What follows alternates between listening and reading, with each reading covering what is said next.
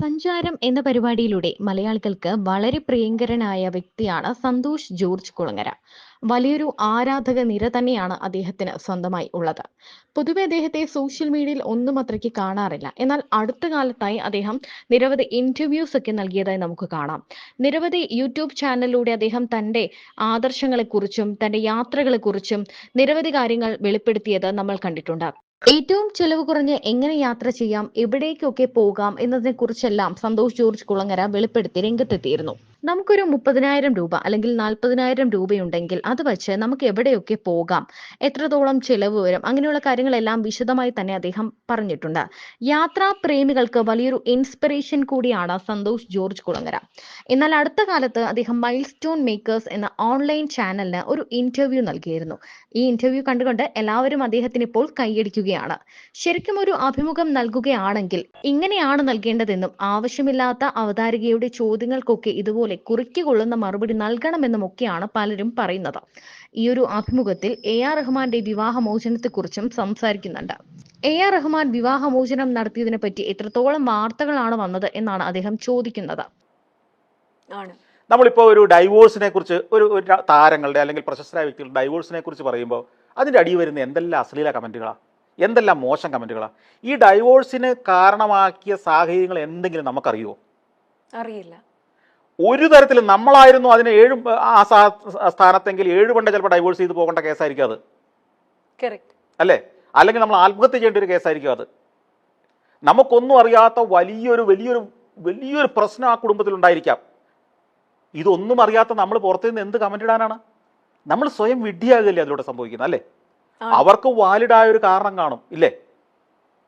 അല്ലാതെ ഇത്ര നാൾ ഒന്നിച്ച് ജീവിച്ച ഒരാൾ തീരുമാനം എടുക്കില്ല. ഇപ്പോൾ റഹ്മാൻ ഡൈവോഴ്സ് ചെയ്യാൻ പോകുമ്പോൾ എന്തെല്ലാം ആക്ഷേപങ്ങളാണ് അതിൻ്റെ ഇട്ടത്. റഹ്മാനേക്കാൾ ബുദ്ധിയുണ്ടോ നിങ്ങൾക്ക് അയാളുടെ കുടുംബത്തെക്കുറിച്ച് അഭിപ്രായം പറയാൻ? ആ കുടുംബത്തിൽ എന്താ നടന്നതെന്ന് നിങ്ങൾക്ക് അതിനേക്കാൾ ധാരണയുണ്ടോ?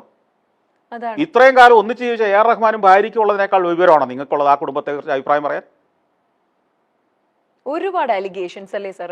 അതാ ഞാൻ പറഞ്ഞത്. ഇപ്പൊ റഹ്മാൻ എവിടെ നിൽക്കുന്നു? അയാളുടെ പ്രതിഭ കൊണ്ടും ബ്രില്യൻസും കൊണ്ടാണ് അയാൾ ഇന്നത്തെ അയാളായത്. അല്ലാതെ നമ്മൾ ആരും സ്പോൺസർ ചെയ്തിട്ടല്ല. റഹ്മാൻ അങ്ങ് വളർത്തിക്കളയാന്ന് വിചാരിച്ച് 92-ല് റോജ ഇറങ്ങുന്നതിന് മുമ്പ് നമ്മളെല്ലാം കൂടെ പിരിവെടുത്ത് അയാളെ വളർത്തിയതാണോ? അയാളുടെ പ്രതിഭ കൊണ്ട് അയാൾ വളർന്നു കഴിഞ്ഞപ്പോൾ നമ്മളൊക്കെ അയാളുടെ ആരാധകരായി മാറിയതാണ്. ഒരു ദിവസം അയാളും അയാളുടെ ഭാര്യയും കൂടെ തീരുമാനിക്കുന്നു ഇത്രയും വർഷങ്ങൾക്ക് ശേഷം, 29 വർഷങ്ങൾക്ക് ശേഷം പിരിയാനെങ്കിൽ അതിനൊരു കാരണമുണ്ടെന്നും റഹ്മാൻ നിങ്ങൾ ആലോചിച്ചെടുത്ത തീരുമാനമാണെങ്കിൽ നിങ്ങൾക്ക് നല്ലത് വരട്ടെ എന്ന് ആശംസിക്കുക മാത്രമാണ് നമ്മൾ ചെയ്യേണ്ടത്, പ്രബുദ്ധരാണെങ്കിൽ, അല്ലേ? നിങ്ങളുടെ തീരുമാനം ശരിയാവട്ടെ, ഇനിയും എന്തെങ്കിലും സാധ്യതയുണ്ടെങ്കിൽ ഒന്നിച്ചു പോകാൻ ശ്രമിക്കൂ, ഞങ്ങൾ അതിനുവേണ്ടി പിന്തുണ നൽകുന്നു, പ്രാർത്ഥിക്കാമെന്ന് പറയുന്നിടത്താണ് മാന്യത. അല്ലാതെ കമന്റ് ഇട്ടവനൊക്കെ സെപ്റ്റിക് ടാങ്കിനേക്കാൾ വൃത്തികെട്ട മനസ്സുള്ളവരാ. എന്നിട്ടാണ് റഹ്മാനെ ഉപദേശിക്കാൻ പോകുന്നത്. വ്യക്തിഹത്യ ചെയ്യുന്നതിൽ സോഷ്യൽ മീഡിയ മുൻപന്തിയിൽ തന്നെയാണ്. അടുത്ത കാലത്താണ് റഹ്മാന്റെ വിവാഹമോചന വാർത്ത ശ്രദ്ധ നേടിയത്. അതിനെക്കുറിച്ച് എന്തൊക്കെ കാര്യങ്ങളാണ് ആളുകൾ പറഞ്ഞത്? ശരിക്കും എന്താണ് അദ്ദേഹത്തിന്റെ വിവാഹമോചനത്തിന്റെ കാരണമെന്ന് ആർക്കെങ്കിലും അറിയാമോ? ഇത്രയും വർഷങ്ങൾക്ക് ശേഷം അദ്ദേഹം വിവാഹമോചനം ചെയ്യാൻ തീരുമാനിച്ചുവെങ്കിൽ നിങ്ങളുടെ തീരുമാനം ശരിയാണെങ്കിൽ നിങ്ങൾക്ക് നല്ലത് വരട്ടെ എന്ന് പറഞ്ഞ് അദ്ദേഹത്തെ ആശംസിക്കുകയാണ് വിവരമുള്ളവർ ചെയ്യേണ്ടത്. അല്ലാതെ അദ്ദേഹത്തെക്കുറിച്ച് ഇത്തരത്തിലുള്ള വാർത്തകൾ പറഞ്ഞു പരത്തുകയല്ല വേണ്ടത്. ഒരു ദിവസം നമ്മൾ പിരിവിട്ട് വിജയിപ്പിച്ചെടുത്ത ഒരാളല്ല റഹ്മാൻ.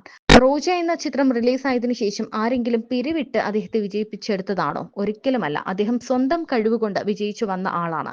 അങ്ങനെ അദ്ദേഹത്തിന്റെ ആരാധകരായവരാണ് നമ്മളൊക്കെ. അങ്ങനെയുള്ള നമ്മൾ അദ്ദേഹത്തെ പോലെയുള്ള ഒരാൾ വിവാഹമോചനം നടത്തി എന്ന് പറയുമ്പോൾ ഇത്തരത്തിലുള്ള വാർത്തകൾ ഉണ്ടാക്കുന്നത് ശരിയായ രീതിയല്ല എന്നാണ് സന്തോഷ് ജോർജ് കുളങ്ങര പറയുന്നത്. അദ്ദേഹത്തിന്റെ വാക്കുകൾ വളരെ വേഗം തന്നെ ശ്രദ്ധ നേടുകയാണ് ചെയ്തത്. ഇന്നത്തെ സോഷ്യൽ മീഡിയ ഇത് ഭയങ്കര രൂക്ഷമാണ്. സോഷ്യൽ മീഡിയ ഇതിൽ കുറച്ച് ഓവറാണ്. വ്യക്തിഹത്യ. നിങ്ങൾ അറിയാത്ത ഒരു മനുഷ്യന്റെ ഏതെങ്കിലും ഒരു സെന്റൻസ് കേട്ടിട്ട് അവനെ എന്തിനാണ് ചീത്ത വിളിക്കുന്നത്, കൊല്ലുന്നത്? ഏതോ സാഹചര്യം നമ്മളൊക്കെ എന്തെല്ലാം സെന്റൻസുകൾ ആ സന്ദർഭത്തിൽ നടത്തിയെടുത്താൽ നമ്മളൊക്കെ പറഞ്ഞത് തെറ്റായി പോകാവുന്ന, വ്യാഖ്യാനിക്കാവുന്ന എത്രയോ സെന്റൻസുകളും വാക്കുകളും നമ്മളൊക്കെ പറഞ്ഞിട്ടുണ്ടല്ലേ? ഇല്ലേ? നമ്മൾ ഈ പറഞ്ഞതിലെ നമ്മൾ ഇത്ര നേരം പറഞ്ഞതിലെ ഏതെങ്കിലും ഒരു സെന്റൻസ് എടുത്തിട്ട് മറ്റൊരിടത്ത് കൊണ്ടുപോയി വെച്ചാൽ, അല്ലെങ്കിൽ ആ സെന്റൻസ് മാത്രം എടുത്തിട്ട് വേറൊരു സ്ഥലത്ത് കൊണ്ടുപോയി വെച്ചാൽ ഒരു കോൺട്രാസ്റ്റ് അർത്ഥം വരുന്ന എത്രയോ സാഹചര്യങ്ങളുണ്ട്. അതുമാത്രം കേട്ടിട്ട് ഇയാൾ ഇത് മാത്രമാണ് പറഞ്ഞതെന്ന് കരുതിയിട്ടോ അല്ലെങ്കിൽ കരുതാതെയോ ഒരു മനുഷ്യനെയും അവൻ്റെ കുടുംബാംഗങ്ങളെയും മാതാപിതാക്കളെയും മക്കളെയും എല്ലാം പിന്നെ ശിഷ്ടകാല ഈ ഭൂമി ജീവിക്കാനേ അർഹരല്ല എന്നുള്ള മട്ടിൽ കൊല വിളിക്കുന്നത് എന്ത് മനുഷ്യത്വമാണ്? എന്നിട്ടാണോ ഈ സംസ്കാരത്തെക്കുറിച്ച് പറയുന്നത്? എന്നിട്ടാണോ മനുഷ്യത്വത്തെക്കുറിച്ച് പറയുന്നത്? എന്നിട്ടാണോ നിങ്ങൾ നാട്ടുകാരെ നന്നാക്കുന്നതിനെക്കുറിച്ച് പറയുന്നത്? അപ്പം നമ്മൾ നിയന്ത്രിക്കുക. നമ്മുടെ ഒരു വാക്ക്, നമ്മൾ അറിയുന്ന ഒരാളെന്നിരിക്കട്ടെ, സമൂഹത്തിന് കൃത്യമായ ധാരണയുള്ള ഒരു വ്യക്തിയാണെന്നിരിക്കട്ടെ, അയാൾ ചെയ്ത വൃത്തികേടാണെങ്കിൽ നമ്മൾ വിമർശിക്കണം, പരിഹസിക്കണം. പക്ഷേ പല സ്ഥലത്തുനിന്ന് അടർത്തിയെടുത്ത് അങ്ങനെയാണെങ്കിൽ പോലും നമ്മൾ അതിനൊരു മിതത്വം പാലിക്കണം, വേണ്ടേ? നമുക്കറിയാത്ത സാഹചര്യങ്ങളിൽ ഈ വ്യക്തിഹത്യകൾ ചെയ്യരുത്. കാരണം അത് എത്ര കുടുംബങ്ങളെ തകർത്ത് കളയും. ഞാനൊരു കാര്യം ചോദിക്കട്ടെ, ഞാൻ പറഞ്ഞൊരു വാക്ക്, ആ വാക്ക് മറ്റൊരു സാഹചര്യത്തിൽ വേറൊരു ഇൻ്റർവ്യൂവിൽ വേറൊരു ചോദ്യത്തിനുത്തരമായിട്ട് പറഞ്ഞത് എടുത്തിട്ട് ഇയാൾ ഇന്നയാളെക്കുറിച്ച് പറഞ്ഞത് കണ്ടോ എന്നൊക്കെ പറഞ്ഞിട്ട് ഒരു കഷ്ണം എടുത്തിട്ടിട്ട് ഇതങ്ങോട്ട് ഇടും. ഇത് കാണുന്ന വിചാരിക്കുന്ന ആൾ അതങ്ങ് വിശ്വസിച്ചിട്ട് എന്നെയും എൻ്റെ കുടുംബത്തെയും എല്ലാം അങ്ങ് ചീത്ത പറയും. ഇതൊന്നും അറിയാതെ ഏതോ ഒരു കോളേജിൽ പഠിച്ചുകൊണ്ടിരിക്കുന്ന എൻ്റെ മകൻ അതവിടെ ഇരുന്നിട്ട് കാണുകയും അവൻ്റെ കൂട്ടുകാർ അവനെ അതിന് പരിഹസിക്കുകയും അവനെ ആ ക്ലാസ്സിൽ ഒറ്റപ്പെടുത്തുകയാണെങ്കിൽ നിങ്ങൾ ചെയ്ത ദ്രോഹം ആരെയാണ് ബാധിച്ചത്? ഇതൊന്നും അറിയാത്ത, നിഷ്കളങ്കമായ, ഇതൊന്നും അറിയാതെ ജീവിക്കുന്ന ഒരു മനുഷ്യജീവിയല്ലേ അത്.